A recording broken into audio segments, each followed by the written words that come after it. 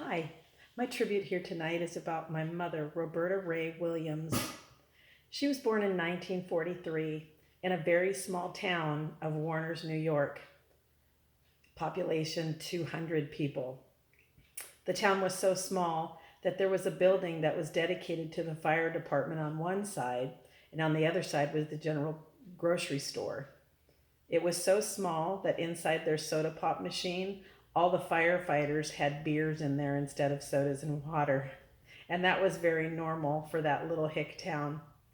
My mom, Roberta, was raised by a very stern grandmother who I met a few times, and my grandfather, who I met twice.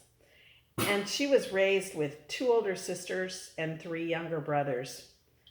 After my mom met my dad at the age of 15, she became pregnant with my sister Victoria and had my sister at 16 years old. I followed at 18. Not even a year later, my sister Michelle came, and then a year after that, my brother. My mom had her hands completely full while my dad went in and out of prison. And my mom, in true ladylike fashion, never complained. She never raised her voice. She was very kind, very timid, and that's the way my mom always was. I remember growing up with her. We played volleyball together. We were on women's softball teams. When I was a younger child, my mom was the manager of our softball team and on my sister's softball team and my brother's softball team. My mom, Roberta, tried to help my dad, so she studied for a few weeks and then went and got her contractor's license and opened a business, and it was thriving for years in the Bay Area until we moved up here.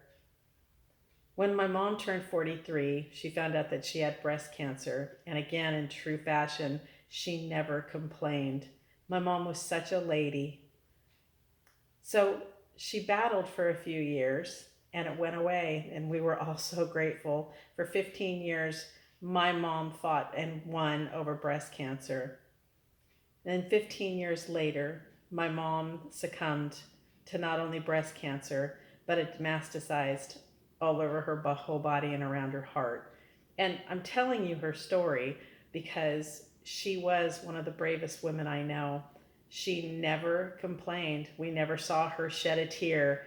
And I think that was so she could protect us. And the biggest thing that she would always say is, I don't want to be a burden. So one day on her birthday, I remember that I was just crying my eyes out. There I was in the prison yard. And I remember that it was her birthday and I started crying. And I'm trying to keep it together because I didn't want the inmates to see me cry. And I looked around and I'm looking at one of the inmates that had lost her child because her child had committed suicide. Another one had lost her child for another reason, or you fill in the blanks. There was just so much sorrow. And then it hit me at 50 years old. I had the best mother for 50 years of my life, and I truly mean that. And this tribute is to my mom because someday I would love to aspire to be half the woman, half the lady, half as courageous as my mother was. I love you, Mom, and I can't wait to see you again because I already know you're in heaven waiting for me, making a place. So thank you for listening to my video and allowing me to introduce to you my mother, Roberta Rae Rose, the best woman that you would ever have the opportunity to meet. Thank you.